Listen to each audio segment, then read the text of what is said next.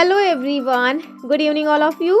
तो आज हम फिर से प्रीवियस ईयर पेपर सॉल्व करने वाले हैं। आज जो पेपर हम लोग सॉल्व करेंगे वो 2024 में जो 7 जुलाई को एग्ज़ाम हुआ था वो वाला पेपर है। ठीक है, तो सारे एसएसटी सेगमेंट में जो भी क्वेश्चंस पूछे गए हैं वो सब हम ओरिजिनल पेपर से डिस्कस करने वाले हैं। पहला क्वेश्चन देखिए, आज का जो हमारा पहला क्वेश्चन है वो आपसे क्या कह रहे हैं कि भारत के भौतिक मानचित्र में यदि आपको दक्कन के पठार को पहचानना है तो ये किस रंग से दर्शाया गया होगा। अब जिन लोगों ने स्टार्ट से हमारी वीडियोस को फॉलो किया है उनसे तो ये क्वेश्चन रॉन्ग नहीं हो सकता है, क्योंकि मैंने बहुत डिटेल में ये वाला चैप्टर पढ़ाया हुआ है। ये क्लास 6 का चैप्टर है ज्योग्राफी का। ठीक है, चलिए हमारे पास ऑप्शंस क्या है, नारंगी, भूरा, हरा या फिर पीला। तो ध्यान रखिएगा, मैंने पहले भी बताया फिर से बता रही हूँ कि हम लोग जो मैप पढ़ते हैं ना, ये जो मानचित्र है, ठीक है, ये जो मानचित्र है ये 3 टाइप्स के होते हैं। कितने होते हैं? 3 टाइप्स के।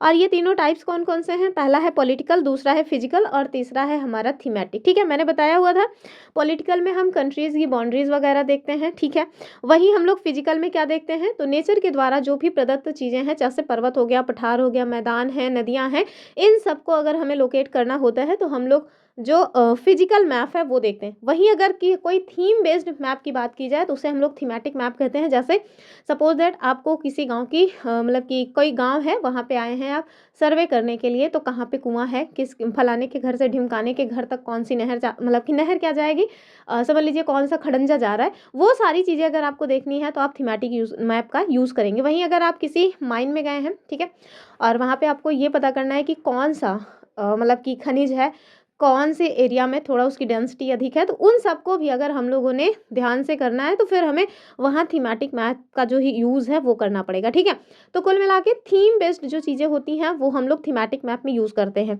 हमने आपको बताया कि इसमें बहुत सारी चीज़ें होती हैं जो हम मतलब कि अंतर्राष्ट्रीय, ये जो आपको कलर है ना, इसे हम लोग क्या कहते हैं, रूढ़ चिन्ह कहते हैं। ठीक है, या फिर प्रतीक चिन्ह, रूढ़ चिन्ह, जो भी आप कहना चाहें वो कह देते हैं।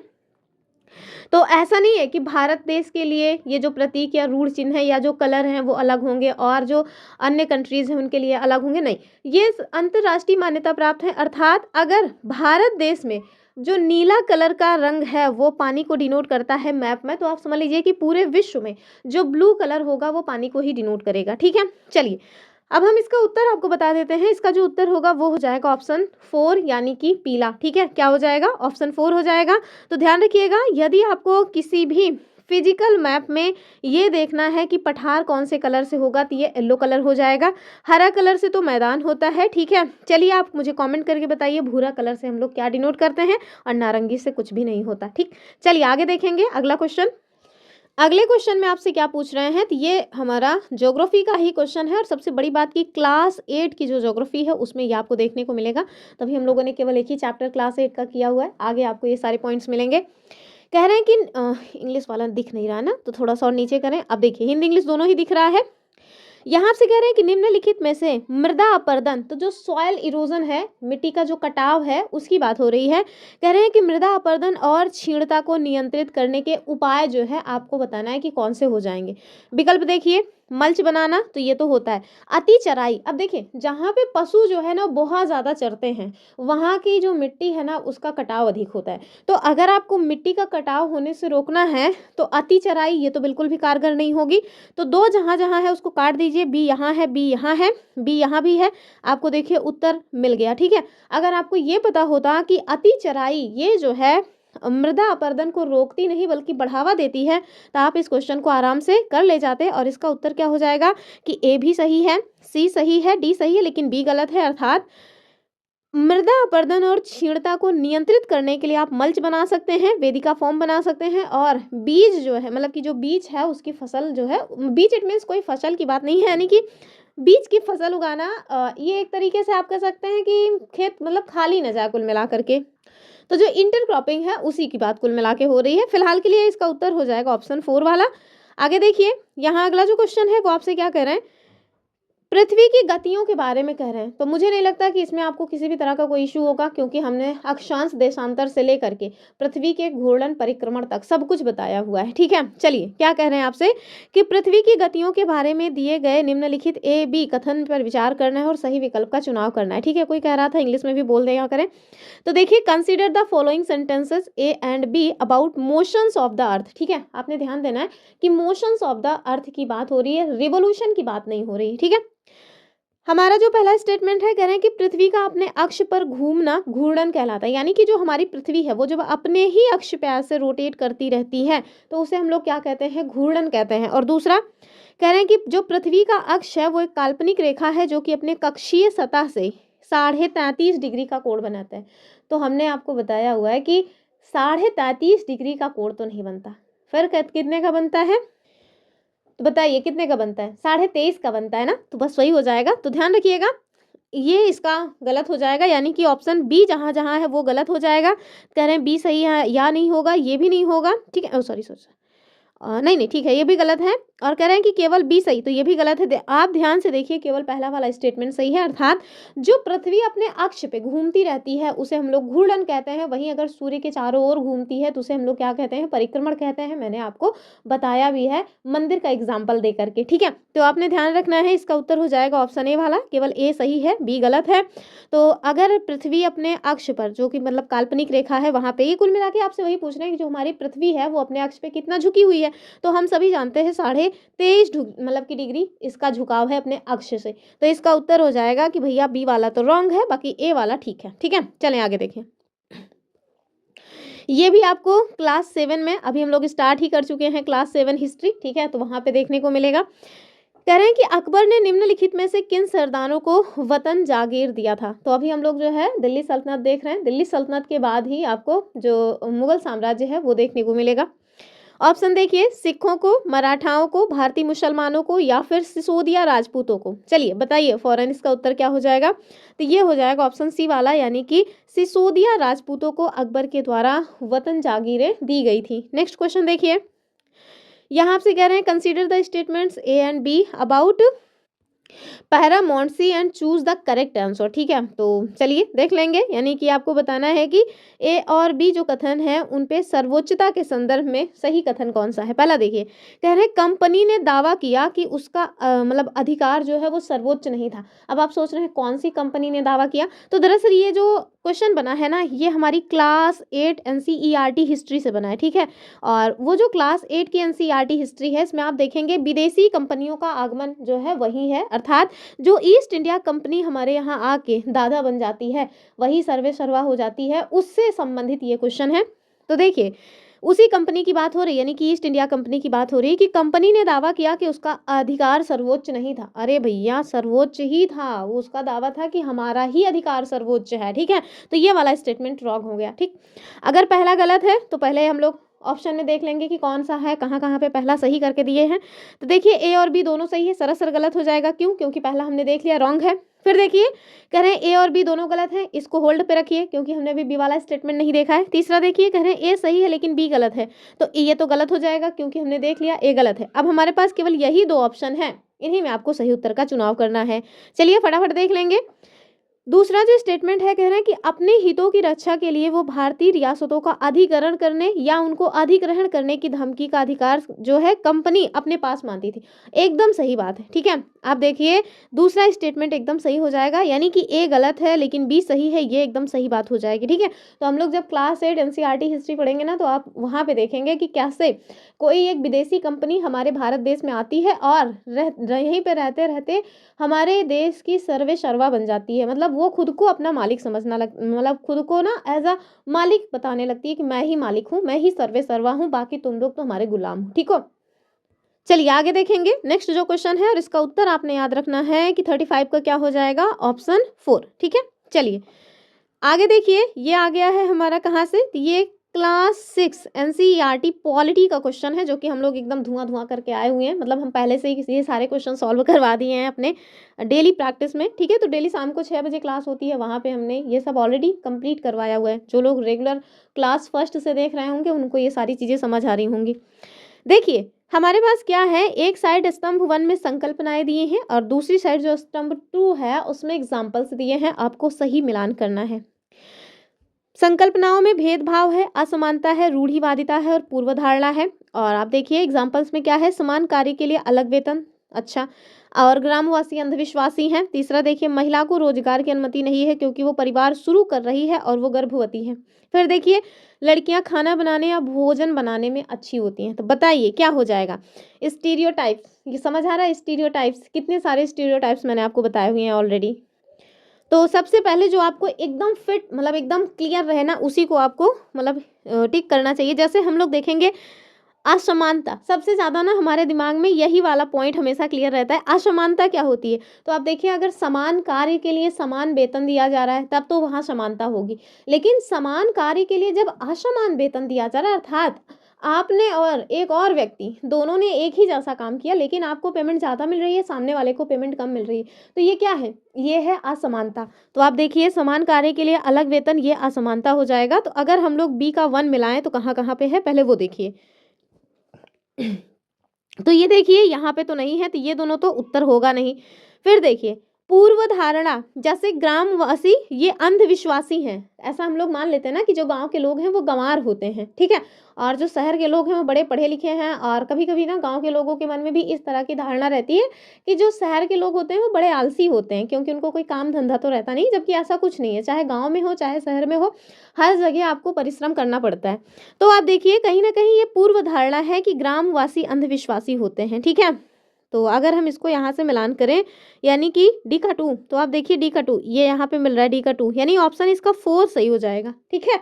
अन्य जो है उसे भी मिला लेते हैं। तो भेदभाव क्या है इसमें, आप देखिए ये महिला, इसको रोजगार की अनुमति नहीं है, क्यों, क्योंकि वो परिवार शुरू कर रही है और वो गर्भवती है। तो ये भाई क्या है, साफ साफ भेदभाव कर रहा है, ठीक है, इसको कहा जाता है डिस्क्रिमिनेशन।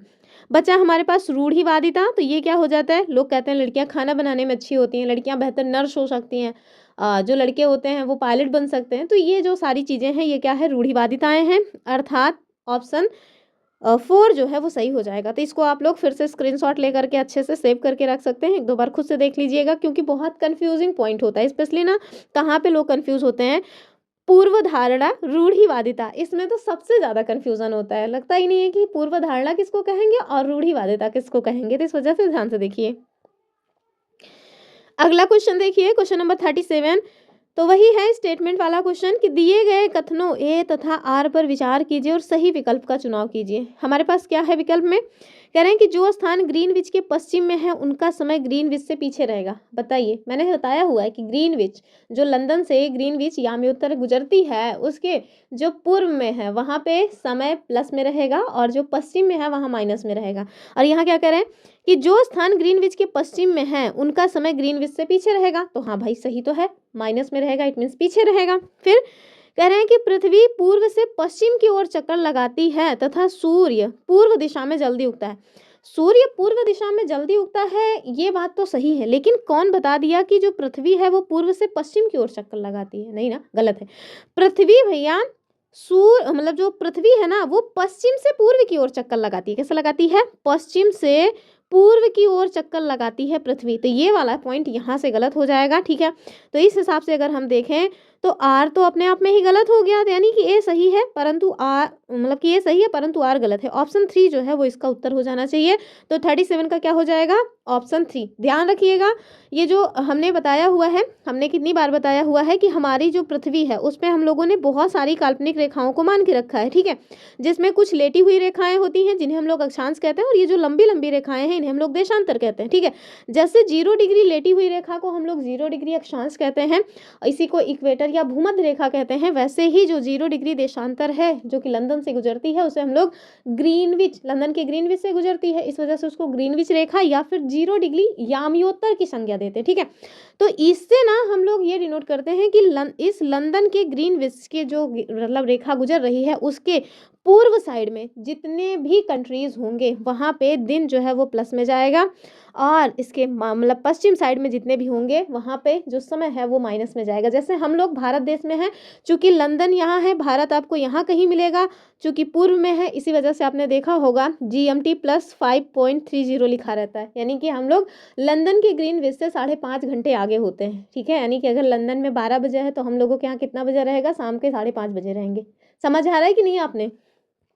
आगे देखिए, और ये बात आपको हमेशा ही याद रखनी है कि जो पृथ्वी है वो पश्चिम से पूर्व दिशा में सूर्य का चक्कर लगाती है, और फिर आगे सूर्य पूर्व दिशा में जल्दी उगता है। ये बात अपने आप में सही है, ऐसा माना जाता है कि भैया पूर्व साइड में जो होंगे वहाँ पे सूर्य जल्दी उग जाएगा। जैसे अपने यहाँ अरुणाचल प्रदेश में सूर्य जल्दी उगता है, वहीं आप गुजरात साइड जाएंगे तो थोड़ा लेट से निकलेगा, वही बात है। फिर देखिए, और जापान वहाँ पे चूंकि सबसे पहले निकलता है, इस वजह से लोग मतलब जापान को तो सूर्योदय का देश तक की संज्ञा दे देते हैं। ठीक है, और ये सारे पॉइंट्स मैंने ऑलरेडी करवाए हुए हैं, तो मुझे बेहतर फील होता है जब मैं देखती हूँ कि मैंने जो क्वेश्चन सॉल्व कराए हुए हैं वही प्रीवियस ईयर में अभी तक पूछे गए हैं। अब अगर ईश्वर ही रूठ जाए तो नहीं कहा जा सकता, वरना अगर नेचर साथ दिया तो फिर सारे के सारे क्वेश्चंस आपको अपनी क्लासेस से मिल सकते हैं। ठीक है, स्पेशली जो 40 मार्क्स के क्वेश्चंस हैं वो, क्योंकि पैडागोजी तो बाबू आपको खुद से ही करना पड़ेगा। खुद से करने का मतलब है कि मैं क्वेश्चंस तो सॉल्व करा ही रही हूँ, लेकिन आपने जब तक खुद से प्रैक्टिस नहीं करी ना, फिर मुश्किल हो जाएगा पैडागोजी में। तो इस वजह से आपको ध्यान रखना है कि आप ज़्यादा से ज़्यादा पैडागोजी की प्रैक्टिस खुद से करिए। बाकी मैं करवाती तो हूँ ही, लेकिन खुद से जब आप करिएगा तो ज़्यादा आपका जो माइंड है वो डेवलप करेगा। चलिए आगे देखिए, तो ये क्वेश्चन हो गया। अगला जो क्वेश्चन है ये भी क्लास 8 से ही आएगा, क्लास 8 की ज्योग्राफी से है। ये कह रहे हैं कि एक बड़े आधार और पतली चोटी वाले जनसंख्या पिरामिड का क्या मतलब कि क्या दर्शाता है।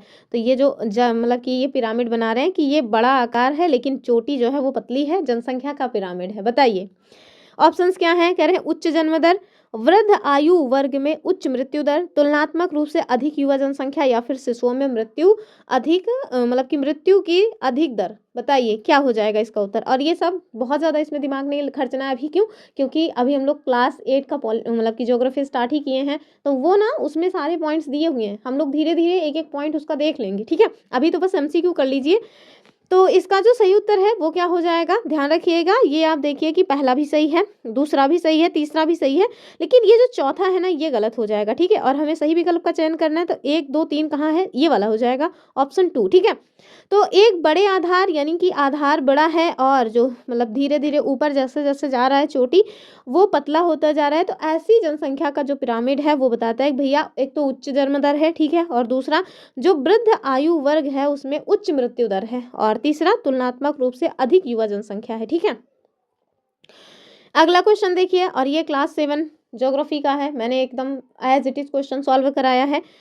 आपको कह रहे हैं कि निम्नलिखित युगलों में, या दरअसल ये युगल नहीं होता है, युग्म होता है। ठीक है, निम्नलिखित युग्मों का आपको मिलान करना है और उपयुक्त विकल्प का चुनाव करना है। चलिए मिला लेंगे। आग्नेय शैल, अवसादी शैल, कायांतरित शैल। तो हमने आपको बताया कि शैल 3 प्रकार की होती हैं। जो आग्नेय शैल है हमने बताया हुआ है कि जो हमारी पृथ्वी है उसके भूगर्भ से, यानी कि पृथ्वी के गर्भ से जो गर्म तत्व मैग्मा निकलता है, जो कि धरती पे आने के बाद लावा के रूप में मतलब कि जाना जाता है, जब वो फैल करके सूख जाता है, इट मीन्स ठंडा हो जाता है, तो उससे जो चट्टान बनती है उसे हम लोग कहते हैं आग्नेय चट्टान। क्या कहते हैं? आग्नेय चट्टान, या इसी को इंग्लिश में इग्नियस रॉक्स कहा जाता है। समझ आ रहा है कि नहीं? और 2 तरीके से बताया है, एक तो आग्नेय चट्टान अंतर्भेदी और दूसरा बहिर्भेदी। चलिए मिलान कर लेंगे। फिर अवसादी, तो कई हजार सालों के बाद आप देखिए एक के बाद एक जो मतलब परत दर परत जिन चट्टानों का विकास होता है उसे हम अवसादी कहते हैं। और कायांतरित, या इसी को मेटामॉर्फिक या रूपांतरित का मतलब कि शैल कहा जाता है।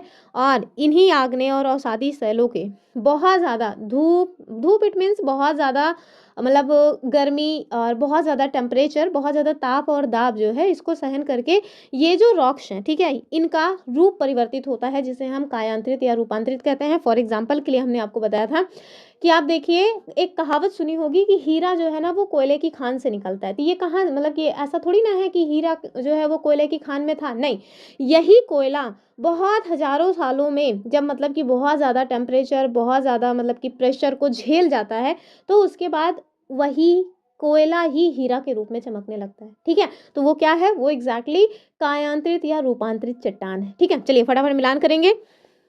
तो सबसे पहले तो वही मिला लीजिए कायांतरित, क्योंकि अभी हमने आपको बताया कि उच्च ताप और उच्च दाब के कारण ये परिवर्तित होते हैं, अर्थात इनका रूप परिवर्तन होता है, कायांतरण होता है। तो सी का 1 कहाँ पे है, देखिए केवल एक में है, ठीक है। अगर सी का 1 केवल एक में है तो उत्तर तो आपको एक ही से मिल गया, ठीक है, लेकिन अन्य भी आपको पता होना चाहिए। तो जो आग्नेय शैल है, तो मैंने बता दिया कि जो भूगर्भ से गर्म तब तो मैग्मा है, जब वो धरती पे आता है तो ठंडा होता है, यानी कि उसको हम लोग फिर लावा के रूप मतलब नाम से जानते हैं, और वही क्या है, वही है भाई अपना आग्नेय शैल, ठीक है। बचा क्या, अवसादी। तो हवा और जल आदि के द्वारा एक स्थान से दूसरे स्थान पर पहुंचकर ये मतलब कि जमा किए जाते हैं, और परत दर परत ये जमा होते हैं, तो इस वजह से इसको हम कह देते हैं अवसादी, ठीक है। क्यों, क्योंकि अवसाद है ये। और किसके अवसाद होंगे, तो इन्हीं आग्नेय और कायांतरित शैलों के ही अवसाद होंगे। तो उत्तर क्या हो जाएगा, ऑप्शन 2 वाला, ठीक है। चलिए आगे देखिए। क्वेश्चन नंबर 40 क्या कह रहे हैं आपसे कि अमेजन बेसिन के बारे में आपको बताना है कौन सा कथन सही है। अभी मतलब 3-4 दिन हुए होंगे, मैंने आपको बताया था कि 10 डिग्री उत्तर से 10 डिग्री दक्षिण के मध्य में जो अमेजन बेसिन है वो मिलता है, और ये भी बताया था कि जो हमारा साउथ अमेरिका कॉन्टिनेंट है वहाँ पे आपको अमेजन बेसिन मिलेगा, ठीक है। चलिए फटाफट देख लेंगे। कह रहे हैं कि अमेजन बेसिन के बारे में बताइए कौन सा सही है। पहला देखिए, कह रहे हैं कि यहाँ पूरे वर्ष जो है गर्म और नम जलवायु रहती है, तो हाँ, जब चूंकि 0 डिग्री ये है, 0 डिग्री, इसके उत्तर में 10 डिग्री और इसके दक्षिण में 10 डिग्री, यहाँ पे जो भी मतलब कि एरिया होगा वो भाई बहुत ज़्यादा गर्म होगा। क्यों, क्योंकि हमने आपको पहले भी बताया हुआ है कि 0 डिग्री से 23.5 डिग्री उत्तर और 23.5 डिग्री दक्षिण के मध्य का जो इलाका है वो टॉरिड जोन कहलाता है, अर्थात उष्ण कटिबंध कहलाता है, और ये वही जगह है जहाँ पे सूर्य हमेशा चमकता रहता है। और इस वाले इलाके में तो आप देखिए कि डेली बारिश होती है, मतलब डेली का डेली बारिश होना है बिना किसी वार्निंग के। तो ये जो 0 से 10 डिग्री वाला इलाका है, यहाँ पे चूंकि डेली बारिश होती है, तो आप समझ ही रहे हैं कि यहाँ गर्मी होगी। क्यों, क्योंकि सूर्य सीधे चमक रहा है, और दूसरा नम जलवायु है क्योंकि रोज बारिश हो रही है। तो पहला स्टेटमेंट तो एकदम सही हो गया। फिर कह रहे हैं कि यहाँ पे लोग कर्तन व दहन कृषि करते हैं, तो झूम जैसे अपने यहाँ नॉर्थ ईस्ट में किया जाता है, मतलब कि मतलब स्लैश एंड बर्न जो एग्रीकल्चर है वो आप देखिए सामान्यतः जहाँ पे जनजातियाँ हैं वो इस तरह का जो एग्रीकल्चर है वो करती ही हैं। तो ये भी सही हो जाएगा, ठीक है, ये भी सही है, ये भी सही है। कह रहे हैं कि यहाँ पे लोग मुख्यतः धान की फसल उगाते हैं। अरे भैया, धान की फसल नहीं उगाते हैं, हमने आपको कई सारी फसल बताई थी, जैसे कसावा और भी कुछ फसलें थी, वो सारी यहाँ पे उगाई जाती हैं, ठीक है। और फिर देखिए, तो तीसरा तो गलत ही हो गया। तीसरा कहाँ कहाँ है, सी यहाँ पे है, सी यहाँ पे है, सी यहाँ पे। अब देखिए आपको उत्तर मिल गया ना। तो सीटेट में ना आप देखेंगे ज़्यादातर जो क्वेश्चन अगर आपको 1-2 विकल्प ऐसे हैं जो पता है कि नहीं ये तो गलत ही है, तो आप इजीली एलिमिनेशन जो मेथड है, ठीक है, उससे क्वेश्चन सॉल्व कर सकते हैं। बचा क्या कि बेसिन में कई स्थानों पे पहुंचने के लिए हवाई जहाज तथा हेलीकॉप्टर का भी प्रयोग किया जाता है, तो ये बात भी सही है। एनसीईआरटी की डायरेक्ट लाइन, मतलब एक एक लाइन से ये सारे क्वेश्चन बने हुए हैं। फिर देखिए अगला क्वेश्चन, और बहुत सारे लोग हैं जो मतलब कि हाँ ये चाह रहे हैं कि हम केवल और केवल एमसीक्यू सॉल्व करा के आगे बढ़ जाएं, या फिर जो है मतलब कि 200-300 इतने एमसीक्यू करवा दें, क्लास 6 का 200, क्लास 7 का 200, इस तरह से, उससे उनका मतलब कि क्लियर हो जाएगा। तो बहुत टफ हो जाएगा बाबू, क्योंकि आप देखिए एक एक लाइन ऐसे एज इट इज़ उठा उठा करके उन्होंने क्वेश्चंस बनाए हुए हैं। तो अगर आप एनसीईआरटी को डिटेल में नहीं पढ़ोगे ना, केवल किसी भी टीचर का, ना केवल मेरा मेरा तो छोड़िए, जो बहुत फेमस टीचर्स हैं, अगर आप उनका भी केवल और केवल नोट्स ले रहे हैं, और इस तरह का नोट्स की टॉप 200 इस क्लास का, टॉप 300 इस क्लास का एमसीक्यू, तो बहुत मुश्किल हो जाएगी, ठीक है। और वैसे भी आपको ये समझना पड़ेगा कि आप एक टीचर बनने की तैयारी कर रहे हैं, ठीक है। अगर आप कल को टीचर बन जाएंगे, अभी से केवल रट्टा मार करके चीज़ों को मतलब ट्रिक्स वगैरह यूज़ करके, कल को भगवान करे कि आप सेलेक्ट हो गए, तो आप बच्चों को पढ़ाएंगे क्या अगर आपकी कंसेप्चुअल क्लैरिटी नहीं है तो। इस वजह से पढ़ लीजिए, ठीक है। और अभी तो मैसेज आ रहे हैं कि मैम बहुत कम टाइम बचा हुआ है, बस फटाफट वही एमसीक्यू सॉल्व करा दीजिए, 200-400 इस तरह के। तो भाई आज समय कम बचा है, इसके पहले कहाँ सो रहे थे, पहले से ही अपना जो है पढ़ रहे होते एनसीईआरटी, ठीक है। क्योंकि सीटेट तो आपको देना ही था, पता तो था ही आपको कि हाँ इस बार हमें सीटेट देना है, लेकिन नहीं, चलो फिलहाल के लिए हम प्रयास कर रहे हैं, अपनी तरफ से हम बेस्ट कर रहे हैं। हम चाहेंगे कि आप भी अपना बेस्ट कीजिए। चलिए आगे देखिए, यहाँ आपसे क्या पूछ रहे हैं, कह रहे हैं कि लद्दाख के बारे में निम्नलिखित कथनों पे आपको विचार करना है और सही विकल्प का चुनाव करना है। तो रेगिस्तान वाला इलाका पढ़ाया है, गर्म और ठंडे रेगिस्तान, गर्म में हमने सहारा रेगिस्तान के बारे में बताया था, और ठंडे रेगिस्तान में अपने लद्दाख के बारे में बताया हुआ था। चलिए कह रहे हैं कि लद्दाख से होकर बहुत सी नदियां बहती हैं। बताइए क्या लद्दाख से बहुत सी नदियां बहती हैं? और दूसरा क्या है कि अधिक ऊंचाई होने के कारण यहाँ की जलवायु बहुत ठंडी है। तो हाँ भाई एकदम ठंडी है, तो दूसरा तो होना ही चाहिए। और दूसरा जहाँ ना हो तो आप देखिए कि दूसरा सब में है, तो ये इस तरह से नहीं बनेगा काम। कह रहे हैं कि हिमालय की वृष्टि छाया क्षेत्र में होने के बावजूद यहाँ उच्च वर्षा पाई जाती। अरे बाबू, जो स्थान वृष्टि छाया क्षेत्र में होगा वहाँ आप समझ लीजिए कि वर्षा बहुत कम होगी, तो ये तो अपने आप में ही विरोधाभास है। तो इसकी वजह से ये वाला स्टेटमेंट रॉन्ग हो जाएगा। सी जहाँ जहाँ है उसको गलत कर दीजिए। तो सी यहाँ है, ये नहीं होगा उत्तर, और ये भी उत्तर नहीं होगा। फिर देखिए कह रहे हैं कि ये क्षेत्र बर्फीली हवाओं और तेज जलाने वाले ताप का अनुभव कराता है। तो हमने कहा था ना कि एक ही साथ कोई एक इंसान, उसको लू भी लग सकती है और उसको ठंडी भी लग सकती है। तो याद आ रहा है कि नहीं, वो स्टेटमेंट वही वाला स्टेटमेंट है ये। तो हाँ, ये बात भी सही है, यानी कि डी वाला भी सही है और डी भी सही हो, ये वाला केवल और केवल एक उत्तर मिलेगा और वो है ऑप्शन 4। ठीक है, तो लद्दाख से होकर बहुत सी नदियां गुजरती हैं, ये बात भी सही है। फिर आप देखिए यहाँ की जलवायु काफ़ी ठंडी है। हाँ एकदम सही बात है, हमने आपको बताया हुआ है कि ये ठंडा रेगिस्तान है। और रेगिस्तान की परिभाषा में क्या होता है कि वहाँ पे रेत होनी चाहिए? नहीं, बहुत चरम जलवायु होनी चाहिए। ठीक है, या तो बहुत ठंडा या तो बहुत गर्म। ठीक है, चलिए आगे देखिए। और बारिश मतलब कि बारिश बहुत कम होनी चाहिए। अगले क्वेश्चन में आपसे क्या कह रहे हैं, कह रहे हैं कि इंडियन नेशनल मूवमेंट के नहीं इंडियन नेशनल कांग्रेस के बारे में क्वेश्चन बना हुआ है। तो जाहिर सी बात है ये भी क्लास 8 का ही है। ठीक है, क्लास 8 की एनसीईआरटी है। अगर आप लोग क्लास 8 की एनसीईआरटी हिस्ट्री को अभी ही कंप्लीट करना चाहते हैं तो हमने एक 7 घंटे का मैराथन दिया हुआ है, उसमें भी एमसीक्यू ही सॉल्व कराया है चैप्टर वाइज। आप चाहें तो उसको जो है एक बार में ना कंप्लीट कर सकते हैं, तो उससे आपकी ना काफ़ी सारी जो कंसेप्चुअल चीज़ें हैं वो क्लियर हो जाएंगी। फिर उसके बाद हम लोग लगातार जो क्लासेस शाम को 6 बजे कर रहे हैं उससे और ज़्यादा अच्छे से मतलब कंफर्म हो जाएगा। तो अगर आप लोगों के पास समय है, संडे को जैसे आप लोग छुट्टी रहें, तो आप लोग चाहें तो उस एक वीडियो को ना एक ही दिन में निपटा दें। ठीक है, केवल और केवल एक बार सुन लें, बाकी हमारे साथ जब करेंगे तो फिर जाहिर सी बात है अच्छा और अच्छा हो जाएगा। तो यहाँ आपसे कह रहे हैं कि आरंभिक वर्षों में, तो आपको पता होना चाहिए कि जो हमारी ये इंडियन नेशनल कांग्रेस है आईएनसी, ये 1885 में बनी थी। ठीक है, किसके द्वारा बनाया गया था? तो एक व्यक्ति थे, उनका नाम था ए ओ ह्यूम। क्या नाम था? ए ओ ह्यूम। ठीक है, तो इनके द्वारा ये जो इंडियन नेशनल कांग्रेस है इसका गठन किया जाता है 1885 में। तो उसी टाइम पीरियड की बात हो रही है कि जब इंडियन नेशनल कांग्रेस बनी थी उसके स्टार्टिंग टाइम में अंग्रेजों के खिलाफ बहुत सारे आर्थिक मुद्दे उठाए। किसके द्वारा उठाए गए? तो जाहिर सी बात है इंडियन नेशनल कांग्रेस के द्वारा। कह रहे हैं कि आपको बताना है जो सही उत्तर है वो कौन सा है। तो आरंभिक वर्षों में भारतीय राष्ट्रीय कांग्रेस ने अंग्रेजों के खिलाफ बहुत सारे आर्थिक मुद्दे उठाए, आपको सही उत्तर बताना है। चलिए, कह रहे हैं कि कांग्रेस का कहना था कि भारत में ब्रिटिश शासन की वजह से ही गरीबी और अकाल पड़ रहे हैं। अच्छा, दूसरा, इसने ये डिमांड की कि लगान कम किया जाए और जो फौजी खर्च है उनमें कटौती की जाए। तीसरा देखिए, इसने सिंचाई के लिए अधिक अनुदान की मांग की, यानी कि जो गवर्नमेंट है वो ज़्यादातर हमें चीज़ें प्रोवाइड करे ताकि सिंचाई करवाया जा सके। और इसने मनोरंजन कर के खिलाफ आवाज़ उठाई। बताइए क्या हो जाएगा कि प्रारंभिक वर्षों में, यानी कि जब स्टार्टिंग में इंडियन नेशनल कांग्रेस बनी थी तो उसके द्वारा कई सारे मुद्दों को उठाया गया, उन मुद्दों में कौन सा शामिल है आपको ये बताना है। तो इन सब में अगर आप देखिएगा ना तो ये जो चौथा वाला स्टेटमेंट है ये रॉन्ग है। ठीक है, क्योंकि इन्होंने मनोरंजन टैक्स पे कोई आवाज़ वगैरह नहीं उठाई थी। बाकी जो पॉइंट्स हैं वो सही है, यानी कि पहला भी सही है, दूसरा भी सही, यानी कि तीसरा यानी कि ऑप्शन 3 जो है वो एकदम सही हो जाएगा। ठीक है, ऑप्शन 3 जो है एकदम सही उत्तर है। तो याद रखिएगा कब बनी है, मैंने पहले ही बता दिया, किसके द्वारा गठन किया गया तो ये भी बता दिया, किसके टाइम पीरियड में बना था ये भी याद रखिएगा, क्योंकि कई बार पूछा जाता है डफरिन के द्वारा, मतलब कि डफरिन उस समय वॉयसराय थे। ठीक है, तो याद रखिएगा।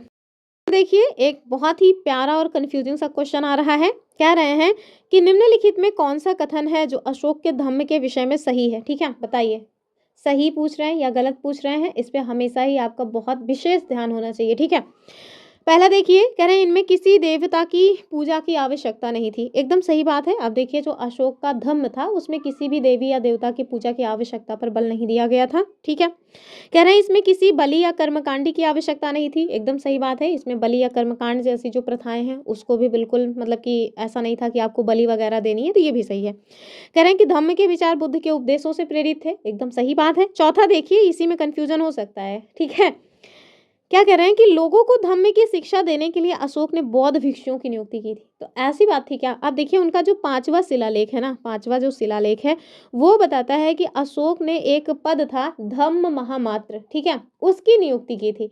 और वो केवल भिक्षु नहीं थे, वो दरअसल एक अधिकारी टाइप के थे उनके यहाँ। तो इस वजह से ना ये कहना कि एक मतलब कि उन्होंने बौद्ध भिक्षुओं की नियुक्ति की थी, ये थोड़ा रॉन्ग हो जाएगा। इस वजह से डी वाला नहीं होगा और डी वाला जहाँ-जहाँ है उसको हटा दीजिए। तो डी यहाँ पे है, हट गया। और यहाँ देखिए सी नहीं है तो ये भी हट गया, यहाँ पे नहीं है तो ये भी हट गया, अर्थात ए बी सी इसका सही उत्तर हो जाएगा। ठीक है, तो आप याद रखिएगा। ये पांचवा जो मतलब कि चौथा ऑप्शन है ये कंफ्यूज कर सकता है आपको, तो याद रखना है कि धम्म महामात्र की नियुक्ति की थी। ठीक है, धम्म महामात्र की नियुक्ति की थी, जो कि केवल बौद्ध भिक्षु नहीं बल्कि ये क्या थे, ये मतलब कि एक तरह से इनके यहाँ पदाधिकारी थे। ठीक है, चलिए आगे देखिए। क्वेश्चन नंबर 44 आपसे क्या कह रहे हैं, तो आज हम बहुत ज़्यादा मतलब कहीं से किसी बुक वगैरह से एक्सप्लेनेशन नहीं लिए हैं, तो आज की जो क्लास है ना वो उतनी लंबी नहीं होगी जैसे हम लोग प्रीवियस में वीडियो सॉल्व कराए हैं, तो ज़्यादा टाइम लिया हुआ है, लेकिन आज थोड़ा हो सकता है टाइम कम लगे। यहाँ आपसे कह रहे हैं कि नीचे कथन दिए गए हैं ए और बी श्री नारायण गुरु जी के संदर्भ में। ठीक है, तो आप समझ लीजिए ये भी क्लास 8 एनसीईआरटी का ही है। ठीक है, जो जातिगत आंदोलन हुए हैं वहाँ से संबंधित है। ऑप्शन क्या है कि जो श्री नारायण गुरु जी हैं इनके बारे में बात की जा रही है कि उनके अनुसार सारी मानवता की एक ही जाति है। ये क्वेश्चन हमने ना एक और PYQ में देखा था। दूसरा देखिए, कह रहे हैं उन्होंने सभी को सभी गुरुओं में विश्वास रखने के लिए प्रेरित किया। तो बताइए क्या इसका उत्तर हो जाएगा। तो कहीं न कहीं लग रहा है कि एक ही जैसा सब मतलब कि सही ही होना चाहिए। लेकिन आपको ये भी याद रखना चाहिए कि कहीं न कहीं ये जो सभी जैसे शब्द होते हैं ना, वो एक्सट्रीम माने जाते हैं, तो ज़्यादा संभावना रहती है कि रॉन्ग हो जाए। लेकिन फ़िलहाल के लिए इसका उत्तर जाने रहिए कि इसका उत्तर हो जाएगा ऑप्शन 3 वाला, यानी कि ए सही है लेकिन बी गलत है। ठीक है, तो श्री नारायण गुरु जी के संदर्भ में उत्तर हो जाएगा ऑप्शन 3 वाला। तो ये देखिए मैंने ना एक्सप्लेनेशन नीचे दिया हुआ है, तो आपको जब PDF मिलेगी तो सब साथ में ही मिल जाएगा। तो ये देखिए उनका नारा था क्या कि मानवता की एक जाति, एक धर्म, एक ईश्वर, और उन्होंने सभी गुरुओं में विश्वास की बात ना बोल करके बल्कि क्या कहा था, सामाजिक समानता पर जोर देने की बात की थी। ठीक है, तो इस मतलब इस बात को आप याद रखें। आगे देखेंगे हम लोग 45 नंबर का क्वेश्चन, और ये वाला क्वेश्चन भी हमने करवाया हुआ है, क्लास 7 का ही है। ठीक है, आप देख क्लास 7 का नहीं, कुछ तो इसमें क्लास 7 का है, ज़्यादातर इसमें क्लास 6 के ही मिल जाएंगे, जैसे एरेटाइन पात्र, ये देखिए क्लास 6 का ही है। ठीक है, श्रेणी गृहपति, गृहपति हमने क्लास 7 में हिस्ट्री में देखा हुआ है। तो चलिए फटाफट इसको मिलान करेंगे। ठीक है, तो हिंदी वाला कम दिख रहा है, आप सही है। कह रहे हैं कि अतीत में व्यक्तियों व वस्तुओं के संदर्भ में निम्नलिखित का मिलान करना है और उपयुक्त विकल्प का चुनाव करना है। चलिए फटाफट मिला लेंगे। बेरीगाजा, श्रेणी, एरेटाइन और गृहपति, और इधर आपको दिए गए हैं मुहर लगे लाल चमकदार बर्तन, भरूच, स्वतंत्र किसान, या फिर शिल्पकार और व्यापारियों के संघ। जो आपको एकदम कंफर्म हो पहले उसी पे टिक करना चाहिए। जैसे अभी मुझे एकदम कंफर्म है कि जो श्रेणी थे वो क्या थे, तो ये शिल्पकार और व्यापारियों का संघ था, तो हम लोग फौरन बी का 4 मिला देंगे, और जब आप बी का 4 मिलाएंगे तो ये दोनों देखिए नहीं होगा। ठीक है, बचा क्या, एरेटाइन पात्र और बेरी गाजा। तो बेरी गाजा क्या था, हमने बताया हुआ है, जो बेरी गाजा है ये भरूच बंदरगाह को कहा जाता था, अर्थात इसका ये हो जाएगा, यानी कि ए का 2, और ए का 2 कहाँ पे है, इन दोनों में ही है, तो ये तो उत्तर नहीं बनेगा अपना। एरेटाइन पात्र हमने देखा हुआ था, ये मुहर लगे हुए लाल चमकदार बर्तन थे, ये बात सही है। बचा क्या, गृहपति, और ये कौन थे, तो ये स्वतंत्र कृषक हुआ करते थे, अर्थात मतलब कि डी का हो जाएगा 3, और डी का 3 केवल और केवल यहाँ दिया गया है, तो इसका उत्तर हो जाएगा ऑप्शन ए वाला। ठीक है, तो आपको समझ आ रहा है कि नहीं, 45 का क्या हो जाएगा, 1 हो जाएगा। ठीक है, चलिए आगे देखेंगे। 46 नंबर का जो क्वेश्चन है, अब मुझे मैंने इसको ना बहुत अच्छे से बताया हुआ है। कह रहे हैं कि वायुमंडल की किस परत में वायु की बहुत पतली परत होती है, बताइए वो कौन सी परत है जहाँ पे सबसे पतली परत होती है, एकदम थिन होती है। बाह्य वायुमंडल, बहिर्मंडल, समताप मंडल, या फिर मध्य मंडल। तो बताइए क्या हो जाएगा इसका उत्तर। तो ये हो जाएगा अपना एग्जोस्फीयर, यानी कि बहिर्मंडल। ठीक है, तो सबसे जो थिन लेयर है वायु की वो कहाँ मिलती है, बहिर्मंडल में। तो हमने क्लास 7 और क्लास 6 दोनों की ही एनसीईआरटी ज्योग्राफी को एकदम हाईलाइट करके दे दिया है। आप उसको जरूर एक बार पढ़िएगा, जैसे कुछ पॉइंट्स अगर हमारे वीडियोज में रह भी गए हैं ना, तो उस हाईलाइट से आपको समझ आ जाएगा। आप लोग ना हाईलाइट करके दिया है तो आप उसको एज अ PDF समझ लीजिए। जो आप इधर उधर नोट्स कर रहे हैं कि मैम यहाँ से नोट्स ले लूँ, वहाँ से नोट्स ले लूँ, नोट्स वोट्स लेने की ज़रूरत नहीं है। अगर आपको खुद से चीज़ें मतलब कि पढ़ने की समझ नहीं है, अर्थात आपने एनसीईआरटी को एक बार नहीं पढ़ा है, तो नोट्स वगैरह काम नहीं आएगा, क्योंकि रटा रटाया मतलब पढ़ करके रटा रटाया चीज़ें जो है वो काम नहीं आएंगी यहाँ। आगे देखिए, अब ये देखिए विविधता में एकता मुहावरा डायरेक्ट मैंने करवाया हुआ है, तो ये किसके द्वारा दिया गया है, तो आप देखिए पंडित जवाहरलाल नेहरू जी ने दिया था, और मैंने बताया हुआ था कि उनकी एक पुस्तक है, कौन सी पुस्तक, द डिस्कवरी ऑफ इंडिया। कौन सी, द डिस्कवरी ऑफ इंडिया। इसी में इनके द्वारा ये जो अनेकता में एकता है या विविधता में एकता, ये मुहावरा दिया गया। तो ऑप्शन ए जो है वो सही हो जाएगा, यानी कि ऑप्शन 1 सही हो जाएगा। क्लास 6 पॉलिटी का चैप्टर नंबर 1 है। फिर देखिए अगला जो क्वेश्चन है, क्या कह रहे हैं आपसे, कह रहे हैं कि निम्नलिखित में से कौन सा कथन है जो 12वीं सदी की मंदिर निर्माण में प्रयुक्त शिल्प विज्ञान तकनीक के विकास के बारे में सही है। ठीक है, सही है पूछा जा रहा है, गलत पे टिक मत कर दीजिएगा। कह रहे हैं अधिरचना का भार जो है वो शिखरों पे डाल दिया गया था। बताओ अधिरचना का भार ये शिखर पे डाल दिया जाएगा, कहीं ना कहीं आपको अजीब नहीं लग रहा? तो सरासर गलत है, पहला जो है वो गलत है। फिर देखिए निर्माण में कह रहे हैं कि बलुआ पत्थर व पत्थर के छोटे टुकड़ों के मिश्रण का तेजी से प्रयोग होने लगा, ऐसा नहीं है, ये भी गलत हो जाएगा। अब देखिए दोनों स्टेटमेंट इसमें रॉन्ग है, अर्थात ऑप्शन 4। ठीक है, चलिए आगे देखेंगे हम लोग।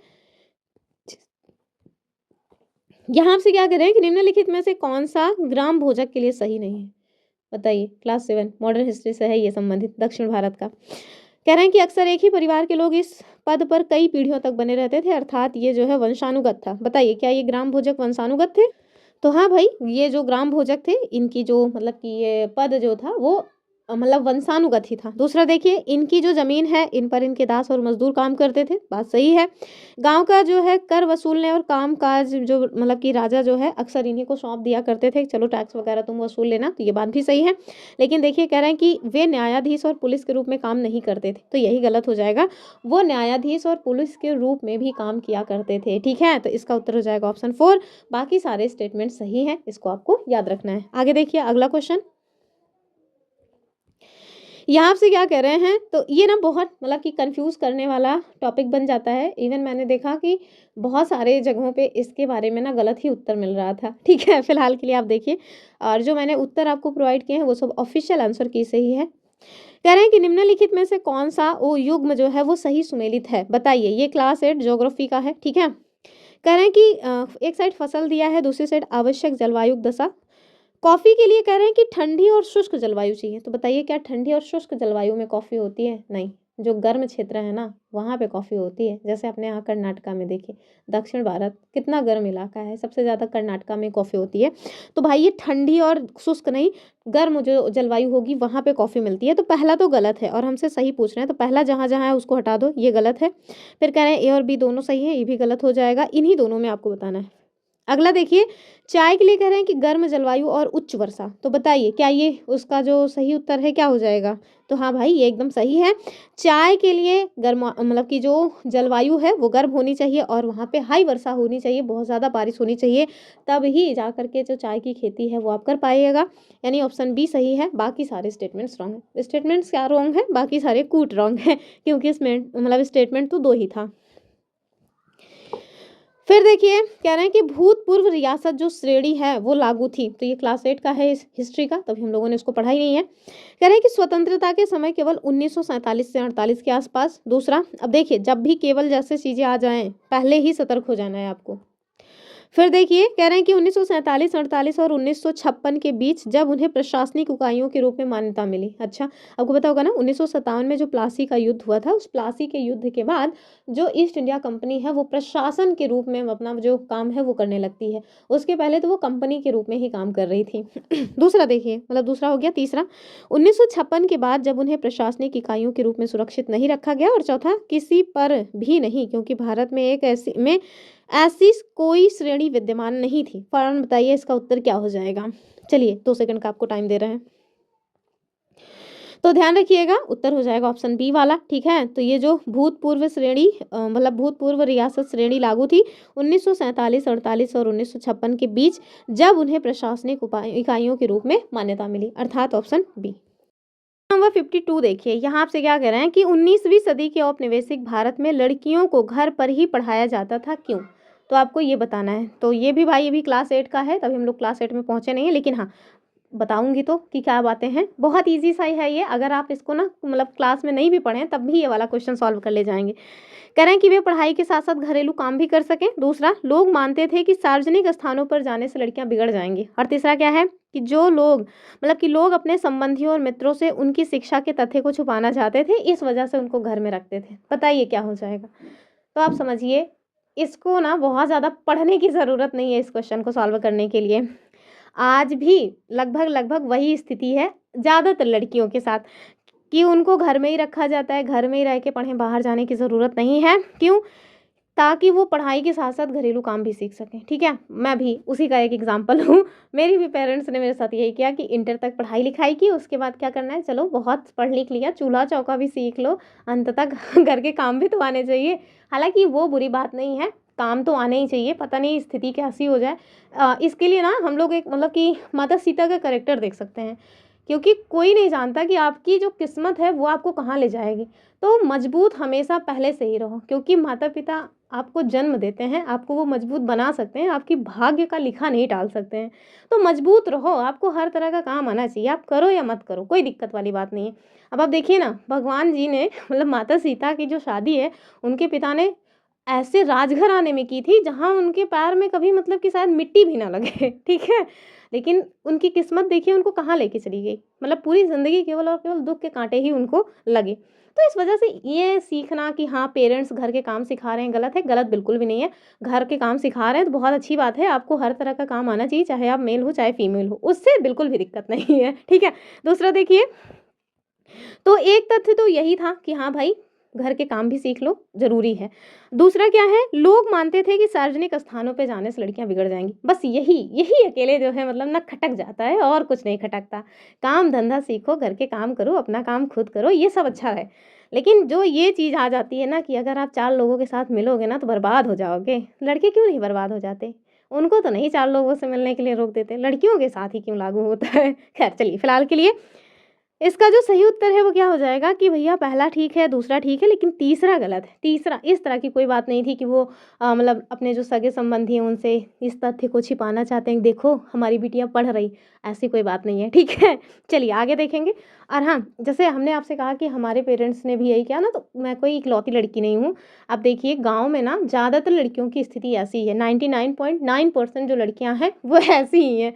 तो ये हमारी सोसाइटी की ही समस्या है, उसमें बेचारे पेरेंट्स भी क्या कर सकते हैं, उनको इसी सोसाइटी में ही तो रहना है। अगला क्वेश्चन में आपसे क्या कह रहे हैं कि आप देखिए, निम्नलिखित में से कौन केसरी नामक अखबार जो ब्रिटिश शासन का कट्टर आलोचक बन गया था, इसके संपादक थे? तो पूछ मतलब इतना लंबा चौड़ा सा पूछ रहे हैं, जबकि पूछना क्या था कि चलो बताओ केसरी नामक अखबार के संपादक कौन थे, लेकिन टाइम टेकिंग हो जाए इस वजह से इतना लंबा स्टेटमेंट बना दिया है। तो ये क्वेश्चन बहुत पूछा जा चुका है, बहुत घिस-पिट गया है। ज्योतिबा राव फुले? नहीं, ज्योतिबा राव फुले जी की नहीं है ये, मतलब कि ये अखबार उनका नहीं है। लाला लाजपत राय का भी नहीं है, महात्मा गांधी का भी नहीं है, बाल गंगाधर तिलक का हो जाएगा। ठीक है, ऑप्शन बी एकदम सही है। ठीक है, तो ये जो क्या नाम है, अखबार है केसरी, अगर आपसे कोई पूछ ले कि जो केसरी है वो कौन सी लैंग्वेज में आता था, तो आप इनके ना 2 अखबारों के बारे में आपको याद रखना है। कौन कौन सा? एक तो केसरी, ठीक है, केसरी, और दूसरा है मराठा, इसी को महाराट्टा भी कहते हैं, तो मतलब मराठा। ठीक है, जो केसरी है ये इंग्लिश में आता था, गलत हो गया, एक सेकंड है, केसरी, ठीक है, केसरी और मराठा, केसरी और मराठा ये दोनों अखबार हैं। मराठा जो है ना ये इंग्लिश लैंग्वेज का था, ठीक है, और केसरी जो है ये मराठी लैंग्वेज का था। ठीक है, तो इसको थोड़ा याद रखिएगा। वैसे हम लोगों को क्या लगता होगा कि जैसे मराठा मराठी से ही संबंधित होगा, तो नहीं, इसका ना उल्टा है। जैसे केसरी ये जो है ये मराठी लैंग्वेज का है, और जो महाराट्टा या मराठा इसी को ही कहा जाता है, ये मराठी लैंग्वेज का है। तो ये दोनों अखबार बाल गंगाधर तिलक जी के हैं, जो कि खूब पूछे जाते हैं, आपको याद रखना है। फिर देखिए ये क्वेश्चन भी हम लोगों ने किया हुआ है, फिर से कर लेते हैं। पृथ्वी के मंडल और उनकी विशेषताओं की बात की गई है, फटाफट इसको सॉल्व करेंगे। और सबसे बड़ी बात तो एनसीईआरटी के लास्ट में जो दिया रहता है क्वेश्चन ना, ये क्वेश्चन वहाँ से पूछा गया है हमारे एग्जाम में। तो देखिए हमारे पास मंडलों के नाम में क्या क्या है, स्थल मंडल, जल मंडल, वायुमंडल और जैवमंडल। तो चलिए बताइए क्या हो जाएगा। जो सबसे ज़्यादा आपको क्लियर हो उसी के बारे में मतलब पहले विचार करना चाहिए, उसी को पहले टिक करना चाहिए। तो कौन सा क्लियर है? जलमंडल, ये जल से संबंधित होगा, तो जलमंडल देखिए जल के विभिन्न सोर्स, यानी कि बी का थ्री कहाँ है? केवल एक में है, देखिए एक ही से उत्तर मिल गया, मतलब किस्मत है, एक ही बार में नज़र पहुँच गई। ठीक है, बाकी अन्य जो है उन्हें भी मिलान कर लेते हैं। जैसे स्थल मंडल, तो ये जो वायु की पतली परत है ये स्थल मंडल होगी या फिर ये वायुमंडल होगी? तो जलमंडल, पादप और जीव जंतु, और बचा क्या हमारे पास? वायुमंडल। तो चलिए फटाफट मिलान कर लेंगे। अब देखिए जो वायुमंडल है जाहिर सी बात है ये वायु से ही रिलेटेड होगा, यानी कि सी का 4 मिला दीजिए, और सी का 4, ये देखिए सी का 4 हो जाएगा। बचा क्या? स्थल मंडल, तो ये जो है चट्टान और खनिजों से बना हुआ है, और जैवमंडल यहाँ पे पादप और जीव जंतु मिलते हैं।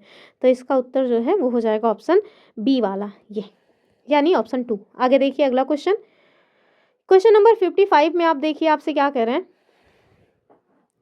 कह रहे हैं कि नीचे दो कथन ए और बी दिए गए हैं और ये भैया कब से हैं, मतलब कि कब के ये कथन है। तो 19वीं शताब्दी में जो चमड़े का काम है उसके करने वाले लोगों के संदर्भ में, ठीक है, यानी कि 19वीं सदी में जो लोग चमड़े का काम किया करते थे वहां से ये स्टेटमेंट बना हुआ है। पहला देखिए, कह रहे हैं कि जब पहला विश्व युद्ध स्टार्ट हुआ था तो उस टाइम पीरियड में, यानी कि पहले विश्व युद्ध के दौरान सेना के लिए जूतों की जो डिमांड है वो बहुत तेजी से बढ़ गई। तो आप सबको पता होगा ना कि 1914 में पहला जो वर्ल्ड वार है वो स्टार्ट हुआ था।